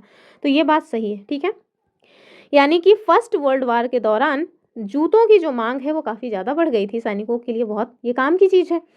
दूसरा कह रहे हैं सामान्य जातियों के गरीब लोगों ने इस अवसर को देखा और सेना हेतु जूते की आपूर्ति के लिए तैयार हो गए। तो ऐसा तो नहीं है ना, क्योंकि आप देखिए जो निम्न जाति के लोग थे उन लोगों का काम था जूता वगैरह बनाना। तो इस वजह से सामान्य वर्ग की जो बात है ये गलत हो जाएगा, बाकी सारी चीज़ें सही हैं। तो इसका उत्तर आप देखिए कि बी तो गलत है, ए वाला सही है। तो ए सही है लेकिन बी गलत है, इस तरह से उत्तर हो जाएगा ऑप्शन 3, ठीक है। आगे देखिए, यहाँ देखिए कह रहे हैं कि मुगल राजस्व व्यवस्था जिसमें हर फसल के लिए राजस्व दर की अलग अलग सूची बनाई जाती थी उसे क्या कहा जाता था। तो ये जब्ती व्यवस्था थी, इसी को जब्त कहा जाता था। अब हम लोग बहुत जल्द ही मुगल साम्राज्य पढ़ेंगे तो वहाँ पे ये पॉइंट आपको देखने को मिलेगा, याद रखिएगा। ऑप्शन बी सही हो जाएगा, नहीं ऑप्शन 2 जो है वो सही उत्तर है, ठीक है। चलिए आगे देखेंगे, यहाँ आपसे क्या कह रहे हैं। तो ज्योग्राफी से क्वेश्चन बना है कि भारत में केंद्रीय सरकार कार्यालयों के खुलने का समय 9 बजे भारतीय मानक समय यानी इंडियन स्टैंडर्ड टाइम है। जो मतलब कि तो चेन्नई के पास क्रमशः 80 डिग्री पूर्व देशांतर और ईटानगर जो कि अरुणाचल प्रदेश में है इसके पास 92 डिग्री 45 मिनट पूर्व देशांतर के पास स्थित केंद्रीय सरकार कार्यालय खुलने का स्थानीय समय क्रमशः क्या होगा, बताइए। कह रहे हैं कि सुबह 9:10 मतलब कि 9:10 पर, और जो ईटानगर है वहाँ पे 8:19 पर। तो कुल मिलाकर के आप इसका सही उत्तर जानिए क्या हो जाएगा। तो इसका उत्तर हो जाएगा ऑप्शन 3 वाला, यानी कि जो मतलब कि कहाँ गया, चेन्नई के पास है, यानी कि 80 डिग्री पूर्व देशांतर वो 8:50 पे खुलेगा, और यहीं जो अरुणाचल प्रदेश का ईटानगर है वो 9:41 पे। कैसे ये टाइम निकाला जाता है तो मैंने बताया हुआ है, बोर्ड पे ये सारी चीज़ें सॉल्व कराई हुई हैं, तो वहाँ पे देखिए। फिर देखिए कह रहे हैं सरकार ने ऐसे कानून पारित किए जिसने उन संगठनों में बालवाड़ी यानी कृष सुविधा अनिवार्य किया जहां महिलाओं की कर्मचारियों की संख्या कितनी है, मैंने करवाया हुआ है, मैंने बताया हुआ है कि 30 से ज़्यादा अगर महिलाएं हैं यानी फीमेल वर्कर्स हैं तो फिर भाई कृष की जो सुविधा है वो रखनी पड़ेगी, अर्थात ऑप्शन हो जाएगा 4 वाला यानी कि 30, ठीक है। फिर आगे देखिए कह रहे हैं कि पृथ्वी की शैलें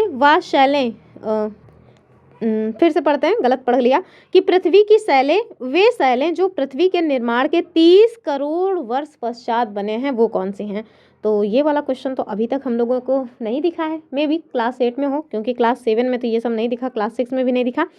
ऑप्शन देखिए क्या कह रहे हैं, विश्व की नवीनतम शैलें मानी जाती हैं, या फिर पश्चिमी ऑस्ट्रेलिया में स्थित है, या फिर पूर्वी यूरोप में स्थित है, या फिर हिमालय क्षेत्र में स्थित है। बताइए इसका सही उत्तर क्या हो जाएगा। तो ये हो जाएगा ऑप्शन बी वाला, यानी कि पश्चिमी ऑस्ट्रेलिया में स्थित है, ठीक है। तो याद रखिएगा कि पृथ्वी की वे शैलें जो पृथ्वी के निर्माण के 30 करोड़ वर्ष पश्चात बनी हैं वो भाई कहाँ पे स्थित है, पश्चिमी ऑस्ट्रेलिया में स्थित है, ठीक है। अगला देखिए क्वेश्चन नंबर 60, और ये आपसे क्या कह रहे हैं कि इतिहास की जो गूढ़ लिपि है उसका अर्थ निकालने, कुल मिला के जो आर्कियोलॉजिस्ट हैं उनकी बात हो रही कि आर्कियोलॉजिस्ट जो है जब वो किसी भी पुरातत्व का अध्ययन करते हैं तो वो लोग क्या यूज़ करते हैं। तो वही वाला क्वेश्चन है कि इतिहास की गूढ़ लिपि का अर्थ निकालने या लिखने में जो पुरातत्वविद हैं ये बहुत ही महत्वपूर्ण भूमिका निभाते हैं। निम्नलिखित में से उनके काम की प्रकृति के बारे में कौन सा सही नहीं है, बताइए कौन सा उनके काम की प्रकृति से रिलेटेड नहीं है। तो भाई वो लोग देखिए भवन चित्र यानी पेंटिंग्स और मूर्तियाँ जो हैं उनके अवशेष का अध्ययन करते हैं, तो हाँ बिल्कुल करते हैं। दूसरा औजार हथियार बर्तन पैन आदि से जो प्राप्त वस्तुएं हैं उनकी छानबीन करते हैं, बिल्कुल करते हैं। फिर देखिए जानवरों के द्वारा मतलब कि जानवर पक्षियों मछलियों इनकी हड्डियां ढूंढना, तो हाँ इसको भी कर लेते हैं, कितने साल पुराना है। बचा क्या, लिखित सामग्री, तो उस टाइम यानी कि जो बहुत पुराना टाइम है उस टाइम पीरियड में कौन सी लिखित सामग्री है, जैसे अगर कोई स्थल है, जैसे मान लीजिए कि नवपाषाण कालीन स्थल है, तो उस टाइम पीरियड को अगर उनका अध्ययन करना है तो वो कहाँ से ये खोजेंगे कि चलो कोई लिखित सामग्री हो तो उसकी जांच करें, क्योंकि उस टाइम पे तो कुछ लिखा जाता नहीं था। तो यही वाला इसका उत्तर गलत हो जाएगा, बाकी सब ठीक है, ठीक है। क्वेश्चन नंबर 61 देखिए कह रहे हैं सामाजिक विज्ञान में जो परियोजना पद्धति है इसमें क्या शामिल है, बताइए क्या शामिल है परियोजना पद्धति में। गतिविधि, चर्चा, वर्णन या फिर प्रयोग। बताइए क्या हो जाएगा इसका उत्तर। तो ये हो जाएगा अपना ऑप्शन 1 वाला, यानी कि गतिविधि शामिल है, चर्चा शामिल है, प्रयोग शामिल है, वर्णन जो है ये शामिल नहीं होगा। तो 61 का क्या हो जाएगा, 61 का हो जाएगा अपना ऑप्शन 1 सही है। फिर देखिए अब ये पैडागोजी वाला ही क्वेश्चन चल रहा है कि नैदानिक मूल्यांकन का प्रयोजन यानी कि उद्देश्य है। बताइए, नैदानिक मूल्यांकन की बात हो रही है। ऑप्शन देखिए, विद्यार्थियों के लक्षणों के बारे में सूचना प्राप्त करना, दूसरा विद्यार्थियों के पूर्व ज्ञान को जानना। अच्छा, फिर देखिए विद्यार्थियों को श्रेणियों में वर्गीकृत करना। अब इस बात को समझिए, विद्यार्थियों को श्रेणियों में वर्गीकृत करना यानी कि उनको डिवाइड करना, ये अपने आप में ही रॉन्ग हो जाएगा। तो तीसरा तो होगा ही नहीं, तीसरा यहाँ भी है, यहाँ भी है, यहाँ भी है, उत्तर देखिए मिल गया हमको। और विद्यार्थियों को केवल आंकना, तो भैया ये भी नहीं करना है, ठीक है, ये सब नकारात्मक चीजें हैं। यानी कि इस हिसाब से आप देखिए तो इसका उत्तर हो जाएगा ऑप्शन 4 वाला कि केवल ए और बी सही है। तो 62 का क्या हो जाएगा, ऑप्शन 4। आगे देखिए, यहाँ देखिए कह रहे हैं कि मतलब ये पैडागोजी से ही क्वेश्चन है, लेकिन क्लास 6 एनसीईआरटी का ही जो चैप्टर है वहाँ की पैडागोजी है कि सामाजिक विज्ञान की एक टीचर है, ठीक है, तो सामाजिक विज्ञान की एक शिक्षिका बच्चों को अपनी कक्षा के लिए नियम बनाने को कहती हैं, ठीक है, और ये नियम एक चार्ट पेपर पर लिखे जाते हैं। कह रहे हैं कि जब बच्चे इन नियमों का पालन की सहमति देते हैं, सभी बच्चे इन नियमों के पालन की सहमति देते हैं और ये चार्ट कक्षा में चिपका दिया जाता है ताकि छात्र इसे संदर्भ के तौर पर प्रयोग में ला सकें। फिर देखिए, इस गतिविधि को निम्न में से किस संप्रत्यय को पढ़ाने हेतु प्रारंभिक गतिविधि के रूप में देखा जा सकता है। तो बताइए, यहाँ पे देखिए क्या कह रहे हैं कि इन मतलब कि ये जो नियम बनाए गए हैं ना, ये इन नियमों को सभी बच्चे जो है वो सहमति देते हैं कि हाँ हम लोग इसका पालन करेंगे। मेन जो पॉइंट है वो यहाँ पे जो है मतलब कि है, हम लोगों को लग रहा है कि ये सारा का सारा स्टेटमेंट इतना इंपॉर्टेंट है, नहीं, इसका जो की पॉइंट है वो यहाँ पे है। कह रहे हैं कि विविधता, तो क्या इस टाइप की कोई बात है कि बहुत सारे मतलब कल्चर को फॉलो करने वाले, बहुत सारे धर्म को मानने वाले, या कई सारी जो है डाइवर्स चीज़ें यहाँ पे दिखाई गई हैं, ऐसी बात तो नहीं है। हाशियाकरण भी नहीं है कि किसी बच्चे को हाशिए पे रख दिया गया है। बाजार तो है ही नहीं। बचा क्या हमारे पास, प्रजातंत्र या डेमोक्रेसी यानी कि लोकतंत्र, यानी कि जहाँ पे सारे लोग किसी एक चीज़ को सहमति दे रहे हैं, ये उसे हम लोग कह देते हैं ना कि लोकतंत्र। तो वो ये हो जाएगा प्रजातंत्र या लोकतंत्र। 63 का क्या होगा, 3 वाला। आगे देखिए, यहाँ आपसे क्या कह रहे हैं कि सामाजिक विज्ञान की प्रकृति के संबंध में निम्नलिखित कथन ए और आर पे विचार करना है और सही विकल्प का चयन करना है। अभी कथन क्या है कि सामाजिक विज्ञान ने तथ्यों से वस्तुगत एवं क्रमबद्ध मार्ग यानी प्रकार से निपटने हेतु अपनी स्वयं की जो विशिष्ट विधियां हैं उसको डेवलप की हैं। अच्छा, फिर देखिए तर्क क्या है कि प्राकृतिक विज्ञान से भिन्न यानी मतलब अदृश्य सामाजिक विज्ञान में लोकप्रिय भावनाओं के दबाव से तथ्यों के अवलोकन और विश्लेषण को पृथक करना कठिन है। बताइए क्या हो जाएगा। अब आप सोच रहे होंगे आधा तो ये समझ ही नहीं आ रहा है, तो समझिएगा कब, जब आप खुद से भी इसको पढ़िएगा। केवल और केवल किसी के भरोसे रहिएगा तो नहीं समझ आएगा। इसी वजह से कह रहे हैं कि बहुत ज़्यादा ज़रूरी है कि आप खुद भी जितना ज़्यादा से ज़्यादा पैडागोजी वाले क्वेश्चन है खुद सॉल्व करें, ठीक है। इंग्लिश वाला दिख ही नहीं रहा था। तो बताइए 64 का क्या हो जाएगा, ध्यान रखिएगा। इसका उत्तर हो जाएगा कि पहला वाला सही है, यानी कि कथन भी सही है, कारण भी सही है, आर जो है वो एक ही सही व्याख्या भी कर रहा है, ठीक है। नेक्स्ट क्वेश्चन, यहाँ देखिए कह रहे हैं कि यहाँ पे हेतु जो है वो गलत लिखा हुआ है, हेतु ऐसा लिखा जाता है, ठीक है। चलिए, कह रहे हैं कि लोकतंत्र को दर्शाने हेतु निम्नलिखित में से किसका प्रयोग किया जा सकता है। तो लोकतंत्र आपको समझ आ रहा है कि नहीं, लोकतंत्र जहाँ पे लोगों का शासन हो यानी कि लोगों का तंत्र हो, लोगों की सहमति मान्य हो, ठीक है। जैसे भारत एक लोकतंत्र है, कैसे मानते हैं, क्योंकि हम लोग अपने शासक का चुनाव खुद करते हैं, ठीक है। जो हेड ऑफ स्टेट है उनको भी हम ही चुनते हैं, अर्थात भले ही मतलब डायरेक्ट रूप से नहीं चुनते हैं, इनडायरेक्ट रूप से चुनते हैं, लेकिन हेड ऑफ स्टेट को हम ही चुनते हैं। तो लोकतंत्र में दर्शाने के लिए कह रहे हैं किसका प्रयोग किया जा सकता है। कह रहे हैं लोग समान और स्वतंत्र हैं। कह रहे हैं लोग धनी और समृद्ध हैं। तीसरा, लोग संघर्ष को दूसरों की तुलना में बेहतर तरीके से सुलझाते हैं। और चौथा, सरकार अधिक जवाबदेह और तर्कसंगत है। बताइए क्या हो जाएगा इसका उत्तर। तो आप देखिए इसका उत्तर क्या होगा। पहला देखिए कि लोग समान और स्वतंत्र हैं, तो पहला वाला ना उतना बढ़िया नहीं फिट बैठ रहा है कि लोग समान और स्वतंत्र हैं। तो लोग समान और स्वतंत्र हैं ये थोड़ा अजीब लग रहा है। बाकी लोग धनी और समृद्ध हैं ये भी ठीक है। लोग संघर्ष को दूसरों की तुलना में बेहतर तरीके से सुलझा सकते हैं ये भी ठीक है। और सरकार अधिक जवाबदेह और तर्कसंगत है ये भी ठीक है। सबसे ज़्यादा तो यही ठीक है। तो इसका उत्तर हो जाएगा ऑप्शन 3 वाला, यानी कि बी सही है, सी सही है, लेकिन डी भी सही है। आगे देखिए, फिर आपसे क्या करें कि निम्नलिखित में से कौन से प्रश्न संज्ञानात्मक प्रक्रिया के विश्लेषणात्मक पक्ष को मापते हैं, बताइए। ऑप्शन क्या है कि ये राष्ट्रीय पाठ्यचर्या उद्देश्य क्या है जिनको धरोहर संबंधी परियोजनाओं के द्वारा संपादित या उपार्जित किया जा सकता है। दूसरा, इतिहास की विधियां ए, विज्ञान बी, कला और प्रबंधन अध्ययनों में शोध कैसे सहायक है। तीसरा देखिए, विविध भारती कार्यक्रमों को कितनी क्षेत्रीय भाषाओं और स्थानीय बोलियों में प्रसारित किया गया था। और चौथा क्या है, आपके द्वारा देखे गए 2 ऐतिहासिक धारावाहिकों की समीक्षा कीजिए। और लास्ट क्या है, भरूच क्या है, किस क्षेत्र या राज्य में लोकप्रिय है, बताइए। विश्लेषणात्मक पक्ष को जांचना है इसमें, ठीक है।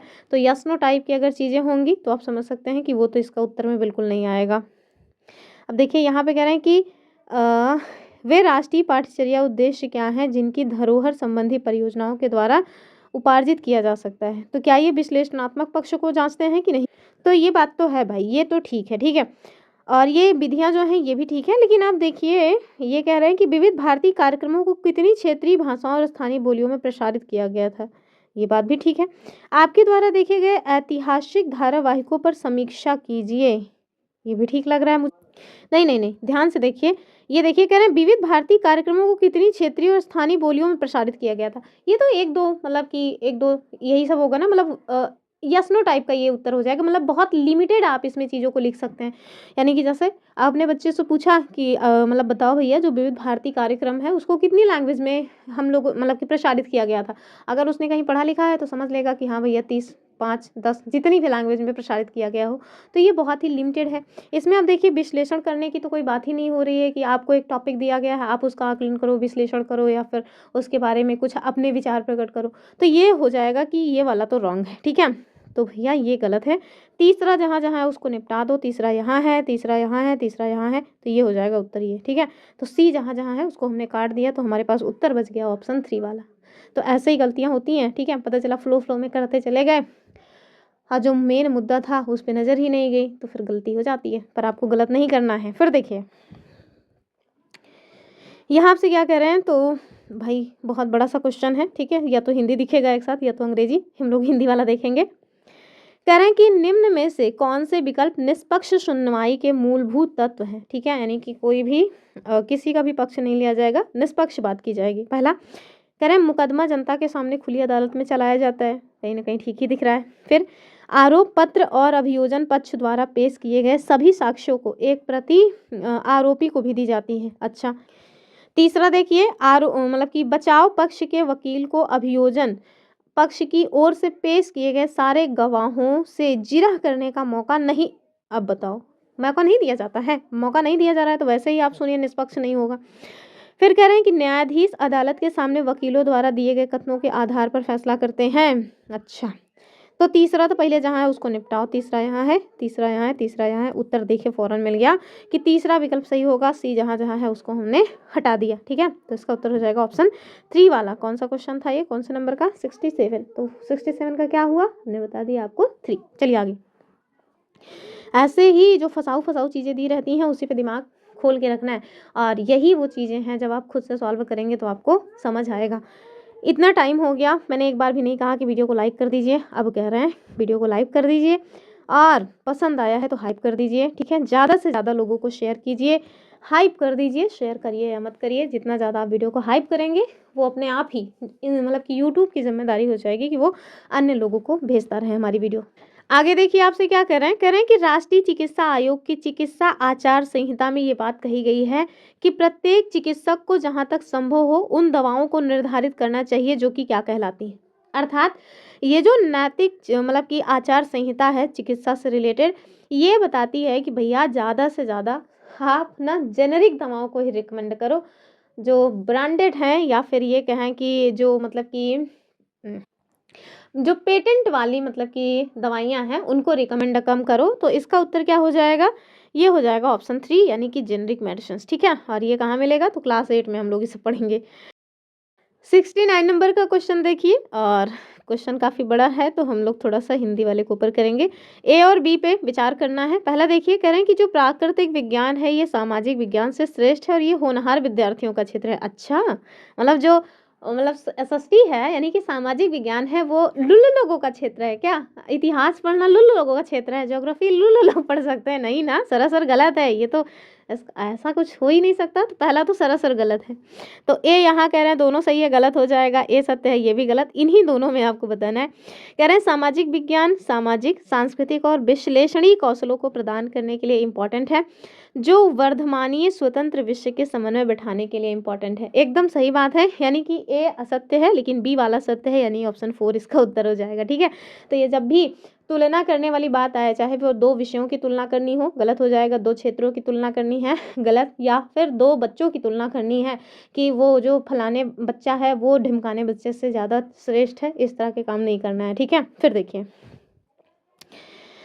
क्वेश्चन नंबर 70 क्या है? भेदभाव विषय पर चर्चा करने के लिए कौन सा संसाधन प्रासंगिक है? पहला, अभिलेखों की लिपि। अच्छा मानवाधिकारों की वैश्विक घोषणा, B.R. अम्बेडकर के भारत लौटने के पश्चात रहने हेतु स्थान ढूंढने के अनुभवों का वृत्तांत और एक विज्ञापन में कपड़े धोते हुए महिला को दर्शाना।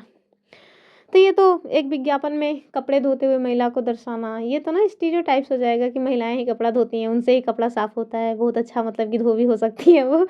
खैर आगे देखिए इसका उत्तर क्या हो जाएगा। हम सभी समझ रहे हैं कि सबसे बेहतरीन जो विकल्प हो जाएगा वो हो जाएगा ऑप्शन 3 वाला। ठीक है, क्योंकि हम लोगों ने कहानी पढ़ी हुई है अम्बेडकर जी की, जब वो कोरे गांव आए थे तो उनको घर जाने में कितनी समस्या हुई थी, याद आ रही नहीं कहानी आपको? तो इसका उत्तर हो जाएगा ऑप्शन बी वाला, सॉरी ऑप्शन 3। ठीक है, तो अगला जो क्वेश्चन है वो क्या कह रहे हैं, यहाँ आपसे कह रहे हैं भैया देखो, पैडागोजी का क्वेश्चन है। एक साइड आकलन के संकेतक दिए गए हैं और दूसरी साइड योग्यता या क्षमताएं दी गई हैं। फटाफट देखिए, चर्चा, अवलोकन, नियामक, सरोकार और स्पष्टीकरण, और इसके बाद ये सब योग्यताएं हैं। बस फटाफट मिलान कर लेंगे हम लोग। तो देखिए सबसे पहले हम लोग ना चर्चा को ही मिलान करेंगे। ठीक है, और चर्चा का मतलब आप समझ ही रहे हैं कि आप जब कहीं पर भी चर्चा में इकट्ठे होंगे या बैठेंगे तो हो सकता है कि आपको भी अपनी कुछ बात है उसको कहने का मौका मिले, और जाहिर सी बात है जब केवल और केवल आप बात कहिएगा नहीं, आपको बात सुननी भी पड़ेगी। तो कुल मिला के सुनना, कहना, ये सब जो है चर्चा में शामिल होता है, यानी कि सुनना, राय व्यक्त करना और दूसरों से पता लगाना, तो चर्चा में ये चीज़ शामिल हो जाएगी। तो ए का 4 3 जगह दिया है, तो केवल एक ऑप्शन एलिमिनेट हुआ। फिर देखिए अवलोकन, आप समझिए जो अवलोकन है वो देखने से ही रिलेटेड होगा, तो इसको आप देखिए, रिपोर्टिंग, वर्णन, चित्र, पठन और आरेखण, अवलोकन ये, और फिर क्या कह रहे हैं, नियामक, सरोकार, स्पष्टीकरण। चलिए बी का जो है ना यही होगा, रिपोर्टिंग, वर्णन, चित्र, पठन और आरेखण। ठीक है, बचा क्या हमारे पास, नियामक, सरोकार, और इसका हो जाएगा कि भिन्न क्षमता के प्रति संवेदनशीलता, पर्यावरण के प्रति चिंता, इसको प्रदर्शित करना, और फिर स्पष्टीकरण, तो तार्किक संबंध बनाना। ठीक है,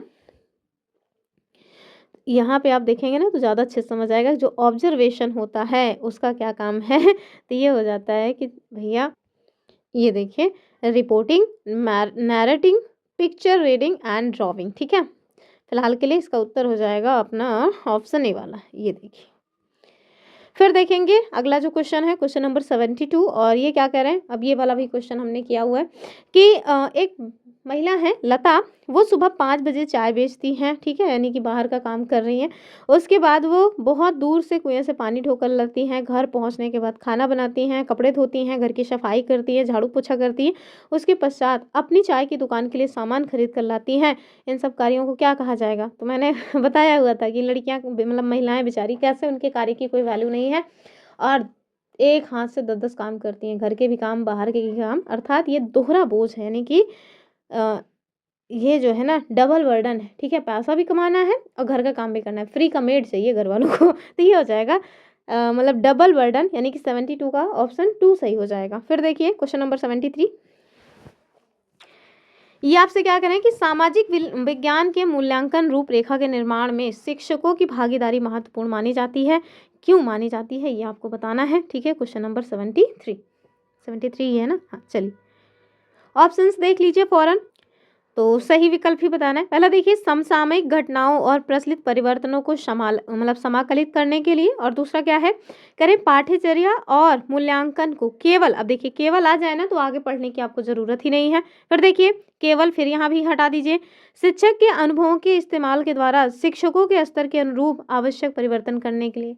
अब बताइए, बाल केंद्रित शिक्षा है या फिर टीचर केंद्रित? अभी हम लोगों के यहाँ जो एजुकेशन है वो बाल केंद्रित है, तो चीज़ों को शिक्षक के अनुरूप सेट करना है कि बच्चों के? ज़ाहिर सी बात है बच्चों के अनुरूप सेट करना है, तो ये गलत हो गया। केवल एक जो है वो सही हो जाएगा, यानी कि पहला विकल्प एकदम सही है। आगे देखिए,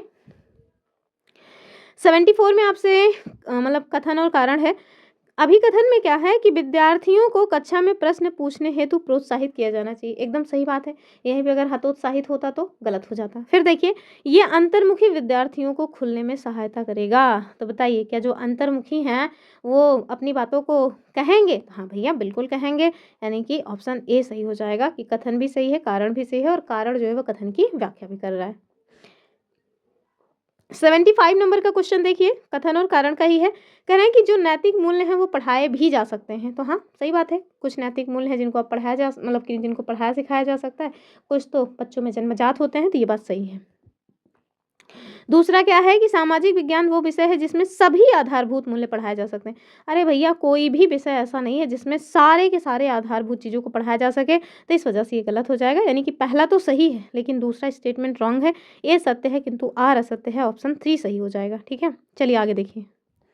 अगला क्वेश्चन 76 आपसे कह रहे हैं कि कक्षा कक्ष की दीवारों पर भारतीय संविधान में उद्धृत मौलिक अधिकारों और कर्तव्यों को लिखा गया है। ये बच्चों को मुख्यतः डैश डैश के द्वारा सिखाता है। बताइए। तो आपने देखा होगा ना, विद्यालयों में स्पेशली जो प्राइमरी के विद्यालय होते हैं उसमें दीवार पे काफ़ी सारी चीज़ें लिखवा दी जाती हैं। तो वो जो लिखवाया जा रहा है वो भी एक सिखाने का ही तरीका है। तो बच्चे जो है सीख रहे हैं, कौन सा वो माध्यम है सिखाने का, ये आपको बताना है।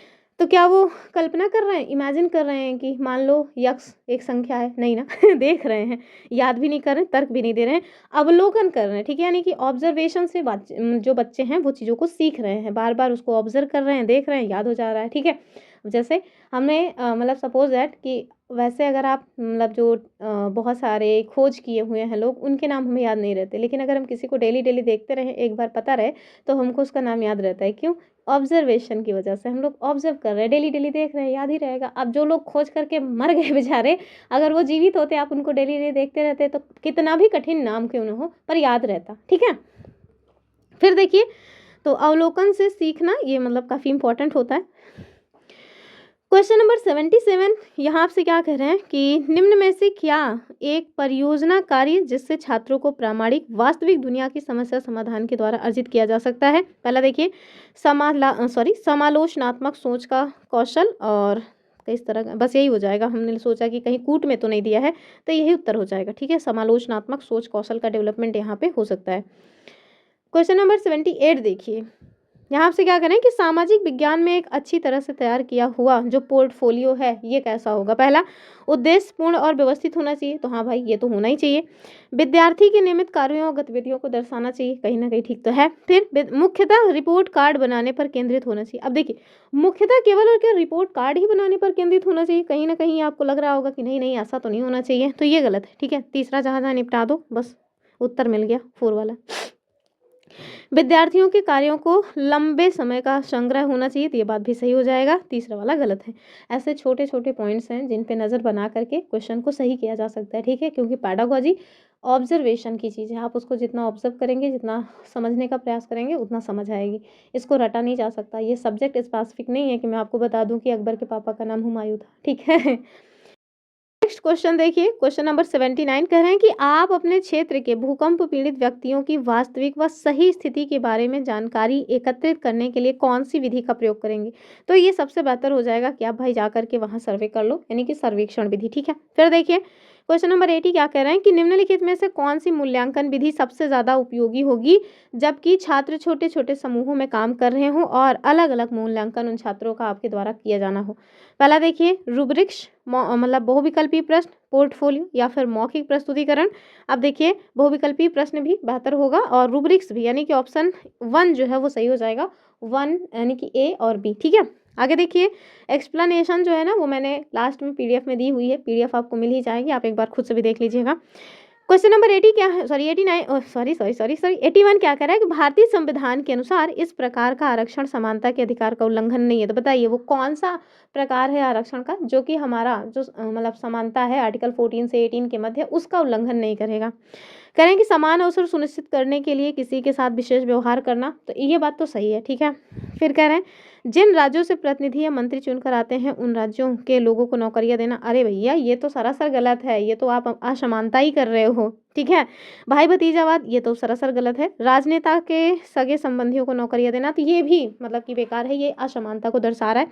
लेकिन अगर आप देखिए जो आरक्षण दिया जाता है ना, वो क्यों दिया जाता है, वो दिया जाता है कि मतलब जो लोग निचले तबके के हैं उनको समान जो है अवसर प्राप्त हो या समानता जो है उनके साथ की जाए। जैसे जो निम्न जाति के लोग रहे हैं, अर्थात ये कहें कि जो अपने आप को दलित कहते हैं, ठीक है, उन लोगों को पहले क्या होता था कि वो अवसर नहीं मिलते थे जिससे वो अपने आप को साबित कर सके। तो अब उन्हें आरक्षण दे करके वो अवसर प्रदान किया जाता है कि आप अपने आप को साबित करो। अब देखो अगर कोई जॉब है, उस जॉब में महिलाओं को और पुरुषों को दोनों को बराबरी देनी है और उसमें आप महिलाओं को आरक्षण नहीं दोगे तो कैसे काम चलेगा?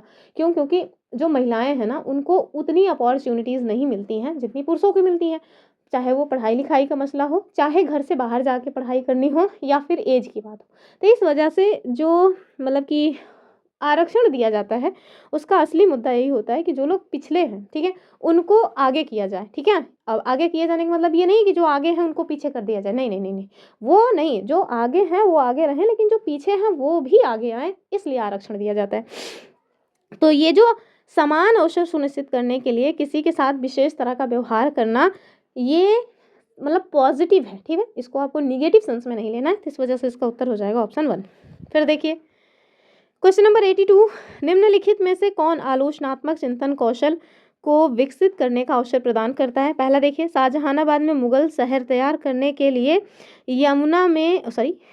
करने में यमुना ने क्या भूमिका निभाई? दूसरा, प्रेस वार्ता का क्या प्रयोजन है? सरकार क्या कर रही है इस पर सूचना प्राप्त करने में प्रेस वार्ता कैसे या किस प्रकार आपकी सहायता करती है? तीसरा, निदर्शी उदाहरणों के साथ बाजारों में अंतर कीजिए। और चौथा क्या है कि एक लोक सेवक के लिए यह आवश्यक है कि वो राजनीतिक रूप से तटस्थ हो, व्याख्या करें। फिर देखिए,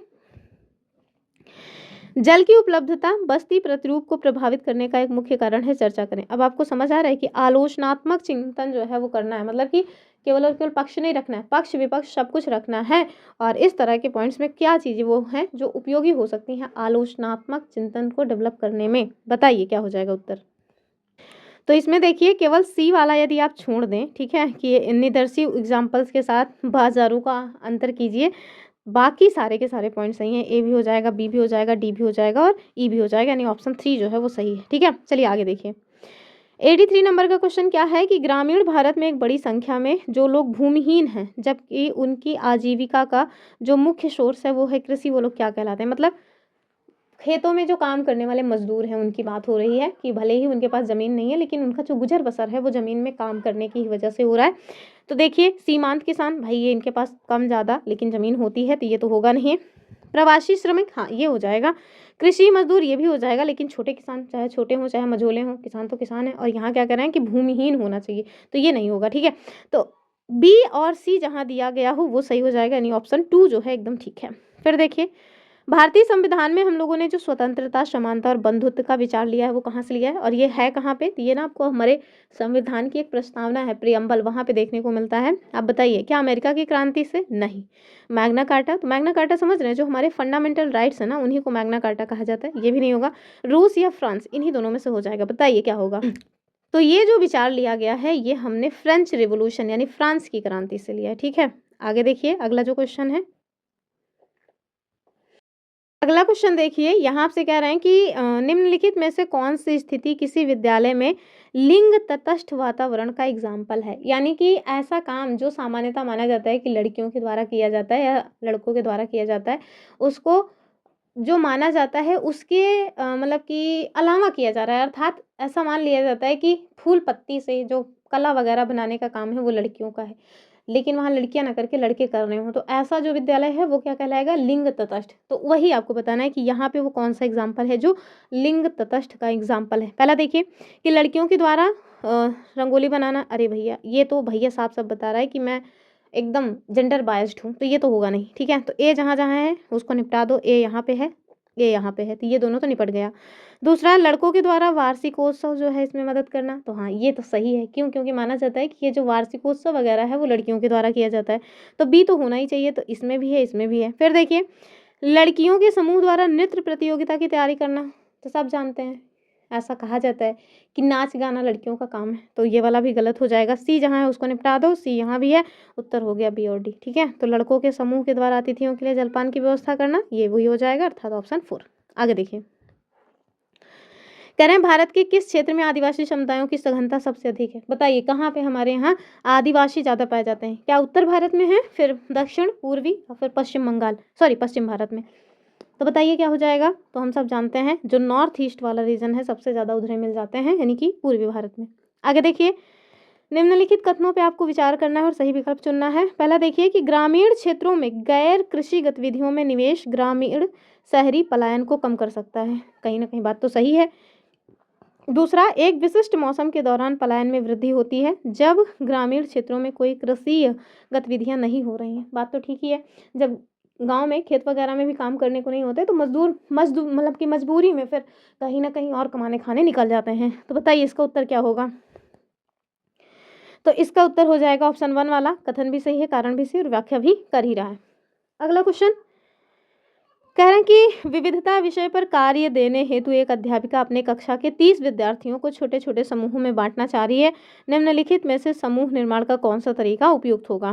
पहला कि विद्यार्थी की सुविधानुसार आगे से पीछे क्रम में बैठने के क्रम के अनुसार, विद्यार्थियों के पिछली परीक्षा में आए, अरे भैया ऐसा नहीं है, विषम यादृच्छिक समूह जो किसी खेल पर आधारित हो। सबसे बेहतर तो यही होता है ताकि बच्चे कुछ सीख वेख सकें। ठीक है, ऑप्शन 4 ये हो जाएगा। ठीक है, ये देखिए आगे देखिए, सेकेंड लास्ट है कि सामाजिक विज्ञान पाठ्यचर्या में अनेकत्व की संकल्पना को निम्नलिखित में से कौन सा कथन सटीकता से दर्शाता है? आपको सही विकल्प का चयन करना है। कह रहे हैं एकल विचारधारा की प्रमुखता, अच्छा कुछ अजीब नहीं है ये। दूसरा देखिए, अनेक परिप्रेक्ष्य और विविध दृष्टिकोणों को सम्मिलित करना, बस यही हो जाएगा। ठीक है, फिर देखिए लास्ट क्वेश्चन आज का, कह रहे हैं कि संविधान एक क्षेत्र में रहने वाले लोगों के बीच नागरिक नामक संबंध निर्धारित करता है, ये क्या है? तो कह रहे हैं लोगों और कंपनियों के बीच संबंध निर्धारण करना, ये तो नहीं है। पड़ोसी देशों के बीच संबंध, लोगों और सरकार के बीच संबंध, या फिर पड़ोसी देशों और सरकार के बीच संबंध? बताइए क्या हो जाएगा इसका उत्तर? तो ये हो जाएगा लोगों और सरकार के बीच संबंध। ठीक है, अर्थात ऑप्शन 3। ठीक है, तो जो भी सरकारी स्कीम्स वगैरह आती हैं किसको मिलेगा? जो नागरिक होगा। जो नागरिक नहीं होगा उसको कौन सी स्कीम का फ़ायदा मिलेगा? कुछ भी नहीं। तो इस वजह से इसका उत्तर हो जाएगा ऑप्शन 3। तो बस टोटल जितने भी क्वेश्चंस थे 60 क्वेश्चंस थे, हमने उसको सॉल्व कर लिया है। आई होप आपको वीडियो पसंद आया होगा। तो पसंद आया तो लाइक वाइक कर दीजिएगा, चैनल को सब्सक्राइब करके रखिए। फिर मिलेंगे अपनी अगली वीडियो में। और इस शनिवार टॉप 200 MCQ हम लोग ज्योग्राफी के देखने वाले हैं, तो आप लोग उसको देखना ज़रूर, मतलब उसको देखिएगा और वीडियो को थोड़ा शेयर कर दीजिएगा, क्योंकि कल की जो वीडियो है ना उसमें मैंने देखा है व्यूज़ वगैरह बहुत कम आए। अब इतना कम व्यूज़ रहेगा तो कैसे मोटिवेशन आएगा? उसमें 200-250 के आसपास व्यूज़ आए हैं, जबकि काफ़ी दिनों से 1000 के ऊपर ही सारी वीडियोज़ पे व्यूज़ थे। तो थोड़ी नैतिक जिम्मेदारी उठाइए, मेहनत की जाती है आप लोगों के लिए। तो फिर मिलेंगे, तब तक के लिए नमस्कार एंड जय।